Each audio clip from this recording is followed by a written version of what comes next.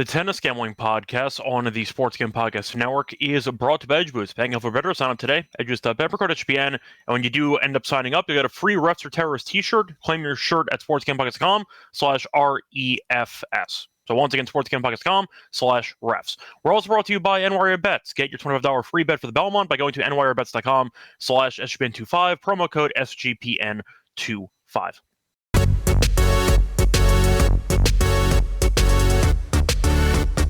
And welcome, everybody, to the Tennis Gambling Podcast here on the Sports Gambling Podcast Network. It is currently Wednesday afternoon, June 4th, around 1:30 p.m. Eastern Time. I'm Rosso Scott Reichel, once again going solo for this pod. Time to get into the preview of the women's semifinal matches taking place on Thursday. If you're not aware of the actual French Open schedule, the women's matches will be taking place on Thursday, and the men's semifinal matches will take place on Friday. So we'll break down the men's semifinal matches tomorrow. But of course, the Joker-Zverev match has not started yet. It starts in about an hour. So decided to get in the women's episode before that match began.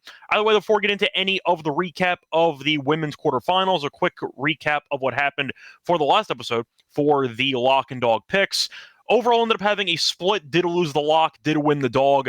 For the lock, did lose the parlay with the Joker and Zverev over 3.5 sets, with the Bublik Sinner no 6-0 set at -114. At the end of the day, the Sinner 6-0 was always a possibility, but DraftKings went rogue and put a -275 lineup when it was -600 market wide. I was going to take that every time based on price differential, and we needed one game in the third set. Bublik had 4 game points on his own serve in the third set, lost them all, and ended up getting 6-0 in the final set, so picked up a loss there for the lock. Nice win, though, for the dog, as we ended up having Musetti to win the match against Tiafoe, and both players to win a set, as Musetti did win in 4. That was plus 134, so once again, a pretty good dog for us, so we'll try to keep that rolling here on the women's side here for Thursday. Now, for the actual recap of the men's matches, I will do that in the next episode. I'm going to try to keep it pretty, I'd say, consistent, so the flow and the cohesion is there. I will break down the men's quarterfinal matches, recap those in the semifinal episode coming out tomorrow. But for the women's episode, I will recap the women's quarters and move on from there. So I'm going to separate the women's matches from the men's matches for the sake of, I'd say, consistency and for cohesion. Anyway, point is, before we get into any of the recap of the women's quarterfinal matches, a reminder that you can help support the show by liking and subscribing on YouTube. You also have a rating and a review on Spotify or Apple. So once again, you can help the show grow by liking and subscribing. We're closing in on 1,000 subscribers. Think we're at like 992, I think. So hopefully help us get to 1,000 by the end of the next episode. Hopefully you've been enjoying the show. And if you are new to the show, welcome. Hopefully you have been enjoying the content. Plus, a reminder, though, podcast available on audio-only platforms as well, like Spotify or Apple. So I do edit and post the podcast there too. But don't forget to leave a rating and a review on Spotify or Apple if you're listening to it in non-YouTube live stream format, so keep that in mind. Plus, a reminder, you can also check out the merch store on the SGPN website. We have a lot of great merchandise for the podcast. We have shirts, we have sweatshirts, we have mugs, a lot of content, very affordable, very comfortable. And also we have different content for different shows. For example, I have the MLB Gambling Podcast shirt on right now, show that I'm also on. I'll be on that later today. But check out the merch store for some great content, and once again, some very affordable content if you're looking for some shirts and I'd say other SGPN merchandise, etc. Plus, a reminder, we have a brand new contest going on for the Stanley Cup, because Stanley Cup Finals here, and the Hockey Gambling Podcast is giving away a free NHL jersey and a $200 gift card in SGPN gift cards format. So check out the actual contest. Enter for free at sportsgamblingpodcast.com/Stanley Cup to enter the free contest. Time to move on to the actual recap of what happened in the women's quarterfinal matches that took place on Tuesday and Wednesday. Starting off with the matches that took place on Tuesday. So for this one, you had chalk for the most part. You had Sabalenka against Zhang. Fun matchup there. It was competitive, thought it would be, but Sabalenka got the job done as she won in straight sets. Went to a breaker, and then she ended up winning the second set 6-3. Zhang admitted after the match that the atmosphere and the, I'd say, stakes got to her a little bit, and she was definitely playing below her usual standard. Definitely true. Sabalenka is also really good, so not exactly a shock there. We did have Sabalenka to win the quarter and Zhang to win the quarter. So we were automatically going to win. But either way, Sabalenka did get the job done. But unfortunately, we had Zhang as an outright at around 21-1, and that went up in flames. Then you had Swiatek, who ended up beating Svitolina. You had one blowout set and then one competitive set. But Swiatek, once again, is in the French Open semis. What else is new? She's won 4 French Open titles, 3 in a row. We have her at 4-1, so not a shock there. People were concerned about her form. I could care less. She owns the courts here, and now she has a matchup against Sabalenka in the semis, which is going to be the match of the event most likely. But either way, point is definitely a nice showing by her. Moving on to the matches on Wednesday. Apologies for the short breakdown on Tuesday, but the favorites won. It was pretty straightforward. So nothing else to really add there. For the recap, though, the matches that happened earlier today, you saw Goff win a marathon against Keys, which was, I'd say, expected. I think we all expected it to be relatively close. Keys, we know, was in a pretty decent form in the event so far. She had the marathon comeback win against Kenin a couple rounds ago, but for the most part, she's been in good form. Also top 10 in the world. She won in the Australian Open. She won the title, so we know that she was in good form. Did have a nice win against Baptiste the round prior. Point is, though, Keys was in pretty good form, and she won the first set in a very competitive breaker, 8-6. Goff, though, came back and won. That was the first set that she dropped in the entire event. Came back and won 6-4, 6-1. The issue for Goff is still the same. The first serve and the second serve are still problematic. She had 10 double faults, but still found a way to win the match, even though she only won 34% of her second serve points. But Keys gave it a good run, kind of just ran out of gas at the end, and Goff buried her in the final set. But definitely a fun match nonetheless. Then you move on to the other match, which was the shocker of the round. You had the 3 favorites who won the first 3 matches, but then you had Armageddon in the final match because Andreeva, who was number 6 in the world, played against Boysen. Boysen ranked 361 in the world. The French Cinderella, let's say, run continues as you ended up seeing Boysen win in straight sets against Andreeva at around plus 550. Now, Boysen was in a pretty serious amount of recovery time about a year ago because she had a pretty bad knee injury, came back, and you know what? Good for her. Made it all the way to the semis. She's taking on Goff now in the semis for a chance to maybe make it to a final. Either way, though, Boysen was definitely not expected to win the match. She was able to survive a very difficult hour and 21st set. In fact, you're looking at Andreeva, who was actually serving it out for the first set, and she actually ended up having a set point in the 4-5 return game. But you ended up seeing Boysen fight it off, get the break. Then she fought off, I should say Andreeva fought off a couple of set points from Boysen. She had another set point in the breaker, and then Boysen fought that off and ended up winning the first set. So Andreeva did have 2 separate set points in the first set, and she was serving it out for the first set. Choked away those chances, and then she went up 3-0 immediately in the second set, and you figured, okay, Boysen maybe is hitting a wall. Andreeva might come back here. And then she completely fell apart. She lost the final 6 games of the entire match. She was up 3-0, then lost 6-3. So Boysen not only won as a plus 550 underdog, but she was able to win in straight sets, which was a massive payout.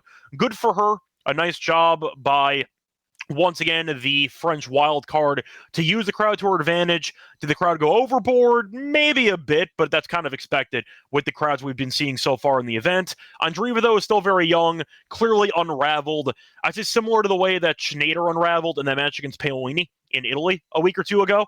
It just felt like the crowd atmosphere was getting to her. Andreeva unraveled, and you saw Boysen capitalize as she was able to get the job done there in straight sets. So once again, pretty interesting matches that we're going to have on Thursday for the French Open semis on the women's side. You have a couple of expected players here and one Cinderella, which is pretty fun. Before the actual recap of the quarter picks that we had for the Women's French Open, Sabalenka minus 140 and Zhang plus 500. Sabalenka did win the first quarter. That's a win. Second quarter, we had Swiatek at plus 115, Paolini at plus 390, and a little flyer there on Rybakina at 10-1. Swiatek got there at plus 115, so nice win there too. Third quarter picked up a loss, though. We had Andreeva minus 110, Mukova at 12-1, and Jabeur 22-1. Don't really have any regrets there. We did pick Andreeva, but we did think that the quarter was the most open out of all the 4 quarters, and we were right. However, Boysen was not on nobody's card. Nobody could have seen that coming, but we did pick a couple of longer shots who I thought could potentially dethrone Andreeva. That did not work out. Fourth quarter, we had Goff by herself at minus 120, so that was a nice win there. For the outrights, though, to win the event, We have no Sabalenka, and we have no Boyson, obviously. But we did lose Zhang at 21-1. We do have Swiatek at 4-1 and Goff at 5-1. Overall, a good episode for us for the outrights on the women's side. Hopefully, Swiatek or Goff win the event to wrap a bow on all of the outrights that we have. We didn't pick Sabalenka, though. We thought the odds were too short. We'll see how that goes, but she has to beat Swiatek and most likely Goff in the final, which is not that easy, so we'll see how that goes. But once again, a pretty good episode for us. If you divide the units properly, you should be up for the actual outrights in the women's side for the event. Anyway, I said before, not going to talk about the men's matches because we're going to save that for the next episode. But point is, that's going to wrap it up for the recap of the quarterfinal matches. Time to move on to the semifinal matches taking place on Thursday. For that, the reminder, they're brought to you by our sponsor, which is Edge Boost, because they are the first-ever bank account for bettors, ensuring that all your gambling transactions are approved. Usage fees and no minimums. Cash rewards as well. 100% approval. Rather than pod sign today, EdgeBoost.member code SGPN. And when you do sign up this week, you'll get a free Rest or Terrorist t-shirt. Go to sportscampus.com/refs to claim your free shirt. We're also brought to you by Fantasy because they're going along for the NBA Finals with their extender bonus. Hop in game one, and the longer the series goes, the bigger the bonus gets. Sign up, though, for your new account with the promo code SGPN to get a special pick and a first-time visit offer up to $1K in bonus cash of as a promo code SGPN. We're also brought to you by NYR Bets because the Belmont Stakes Saratoga is happening, and you can bet on it with NYR Bets. Sign up today using the promo code SGPN25 to get a $5 deposit.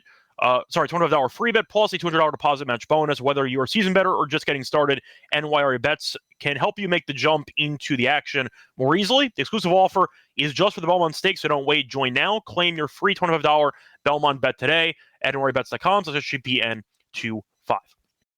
Welcome back, everyone, to the Tennis Game Podcast. Finished going through the recap of the women's matches in the quarters. Time to move on into the preview of the matches taking place on Thursday. Starting off with the first match on the card, probably the match of the event so far on the women's side, because you do have Sabalenka against Swiatek.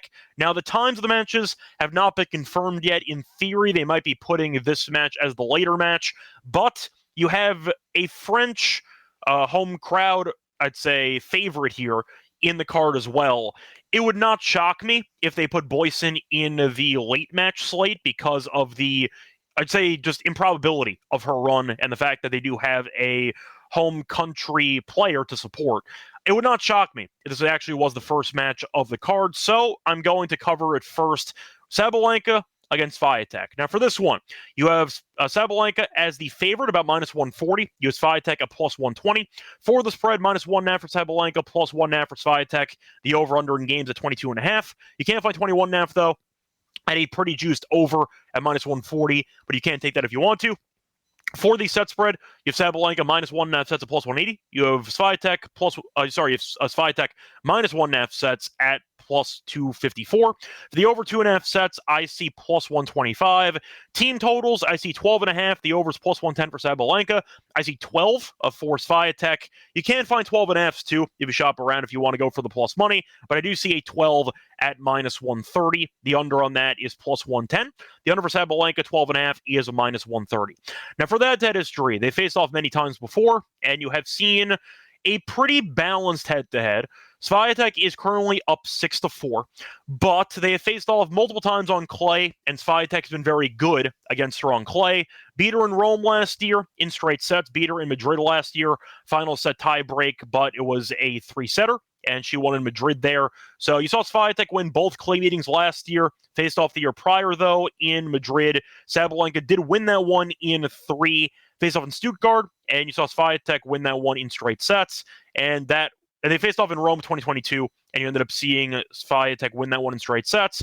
In Stuttgart, Swiatek won that one also in straight sets. So if you're doing the math, with the clay-only meetings, it's been very, very lopsided in favor of Swiatek. Now, we know that her form has not been as good as previous years, but the point is Swiatek, we know, is one of the best clay players of all time on the women's side, and the fact that she's a dog feels a bit disrespectful, but I understand it because Sabalenka is the number one player in the world. They're going to price her accordingly. Now, for the head-to-head, once again on clay, Swiatek is currently 2-0. Sorry, trying to pull it up. 3-0, 3-1, 4-1. 5-1. So Swiatek is 5-1 in these six clay meetings. So in theory, the plus money does feel pretty intriguing. Now for the path of both players here, you have Sabalenka, who has not dropped a set yet. A couple of close sets though, at a 7-5 against Anisimova and at a 7-6 against Zhang. But besides that, has been coasting, has won every set here. Now as for Swiatek, she's had a tougher road as she dropped a set to Rybakina, won the final set 7-5, and then won a 7-5 in the final set against Svitolina, but she's only dropped one set into the event. So the question is, do I think there's value on Sabalenka at minus 140? The answer is no. I think there's no value on Sabalenka at all at minus 140. If she wins, she probably does cover the games, but in reality, I think that price is very steep. We know Swiatek, who's 5-1 in the head-to-head on clay, is a great clay player, and I do think that Sabalenka's firepower will be on display. However, we know that in the historical meetings, Swiatek's consistency and her overall movement has been able to force enough errors from Sabalenka to win these matches. And the question is, can Sabalenka keep the controlled aggression? Can she hit her spots and use firepower, or will she go for broke and punt away a bunch of free points? It's why she lost to Zhang a couple of weeks ago. It might happen again here. We'll see. I get why Sabalenka is favored just based on the current form entering the event, but you're going up against an all-time great clay player who's won 4 French Open titles, 3 in a row.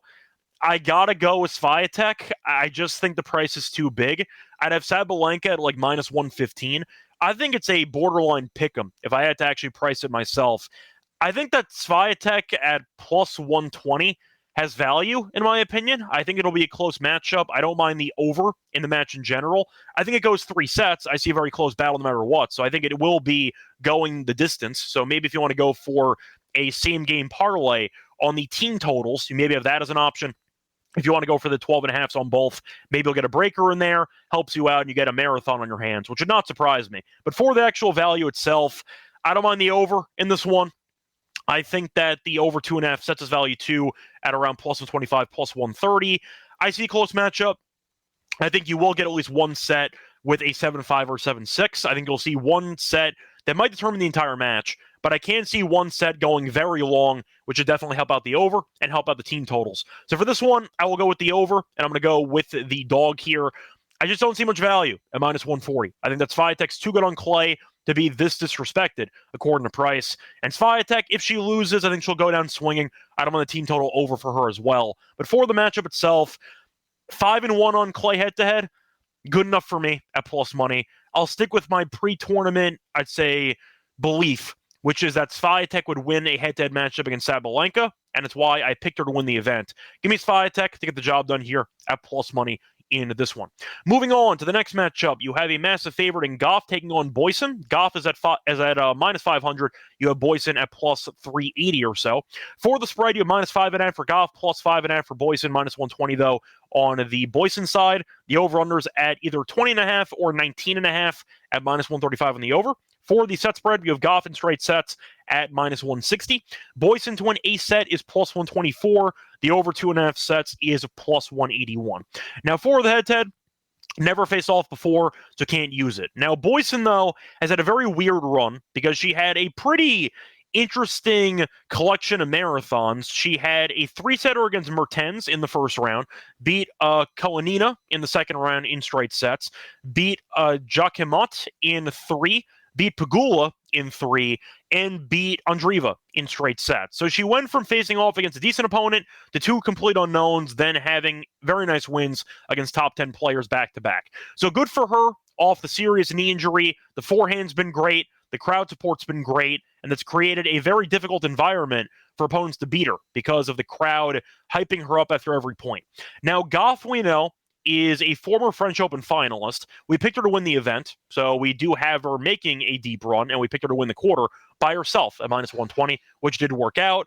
But going through the path here, did not drop a set in 4 straight, beating Gadecki in straight sets, beat Valentova in straight sets, beat Buskova in straight sets with a breaker, though, beat Alexandrova with a bagel and a 7-5, and then beat Keys, dropping the first set in a breaker, winning the final 2 sets 6-4, 6-1. So not the toughest path for Gauff. It's why we took her by herself. We thought the path would be pretty easy.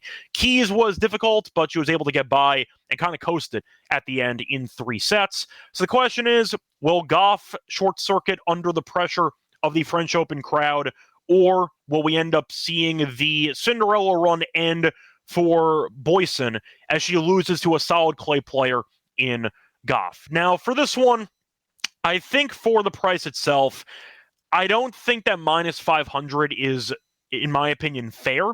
I think Gauff's more vulnerable than that. I think that Boysen is still being priced like she is this wild card no-name, when I think she's earned the respect, beating Andreeva and beating Pegula. I know Pegula's not that great on clay, but still nice wins in back-to-back matches against top 10 opponents.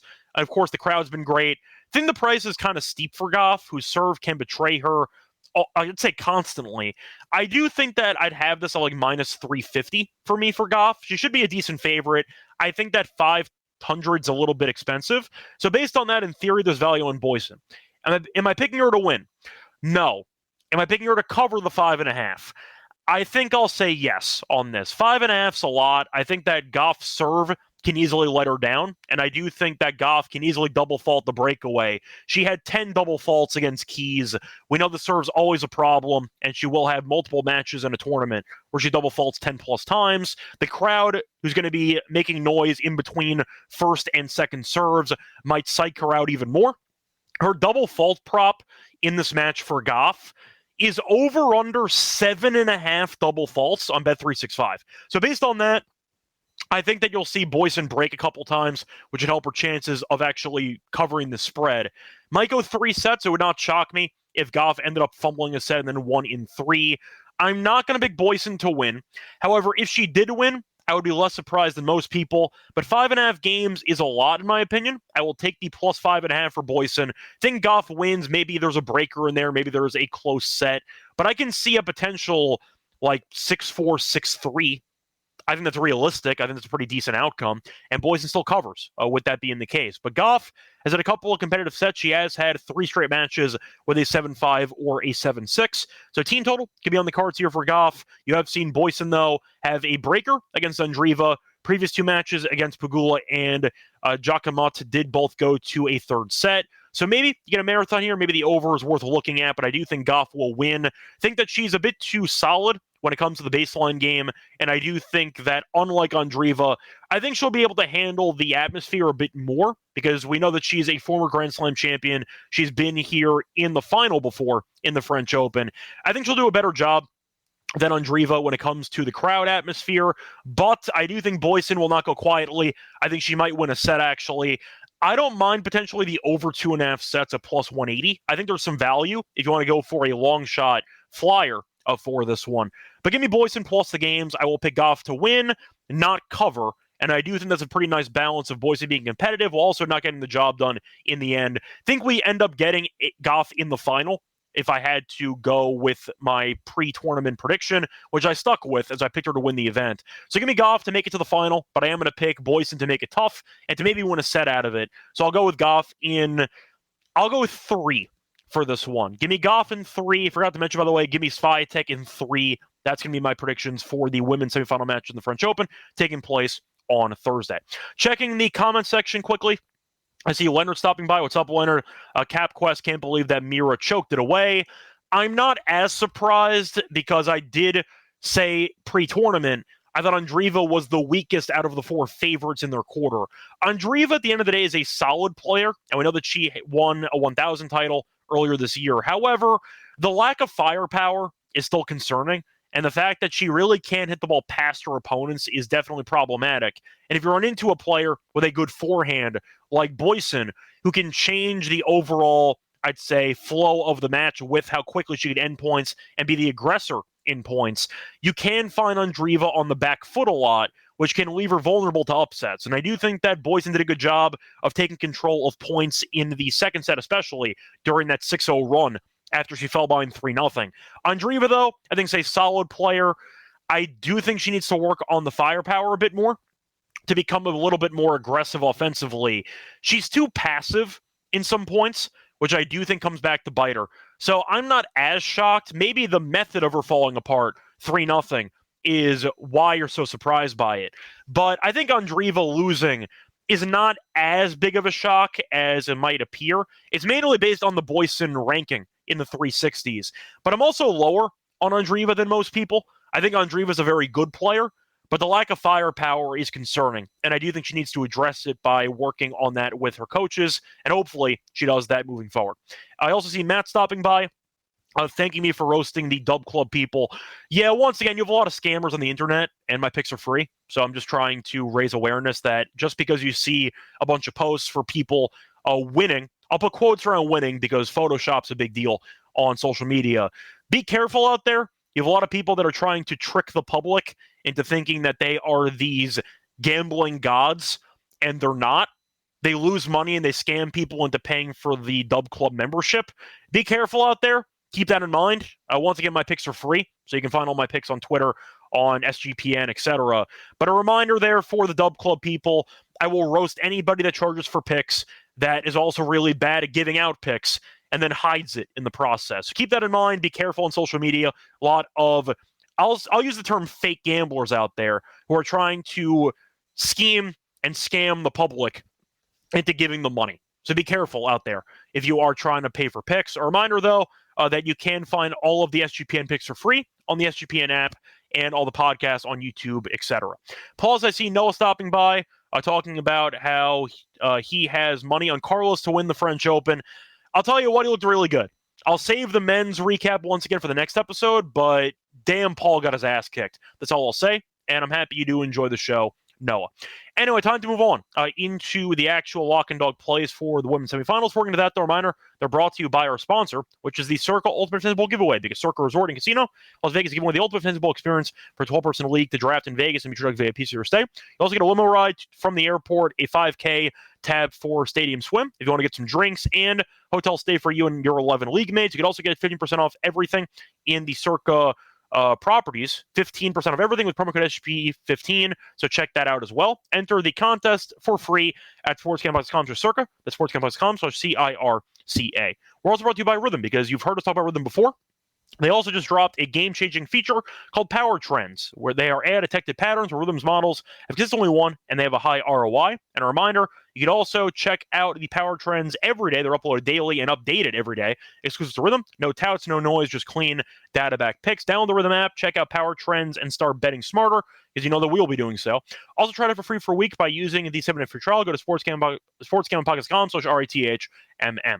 We're also brought to you by MyBookie, because MyBookie.ag is a place for every sport. They have the playoffs. They have the NHL playoffs. They have tennis. They have UFC. They have baseball. You name it. They're available to no location as well. Use crypto for easy depositing and fast payouts. When you sign up for your new account, though, use the promo code SGPN. They get $100 match up to 1K. Terms and conditions to MyBookie.ag. Promo code SGPN. Welcome back, everyone, to the Tennis Scam Podcast. Finished going through the preview of the women's matches taking place on Thursday. Time for the lock and dog picks. For the lock, I'm going to go with the first matchup between Sabalenka and Swiatek. Give me Swiatek team total over 12 at -130. If Swiatek wins the match, you automatically win or push. Keep that in mind. But I like the whole number team total here. You're looking at Swiatek being an all-time great clay player. She's won the title here 4 times. She also is one of the best clay players of all time. Think that it's a very disrespectful line, in my opinion. I get that Sabalenka is number 1 in the world, but Swiatek is really good in the head-to-head. She has won at least 12 games in all 6 career head-to-head clay meetings. So whether she wins comfortably in straight sets or even loses in a competitive 3, she finds a way to 12 always. And I do think Swiatek, if she wins at least 1 set, you're in a good spot to cash this team total. Swiatek, though, can in theory lose the match if it's competitive and still go over this number. I see it being close, though. We have seen Swiatek go to a couple of longer sets recently. She did have a 7-5 against Svitolina, had a 7-5 against Rybakina, and a 7-5 against Christian. So she has had a 7-5 in 3 straight matches. For Sabalenka, though, she's had a 7-5 or 7-6 in 2 straight matches.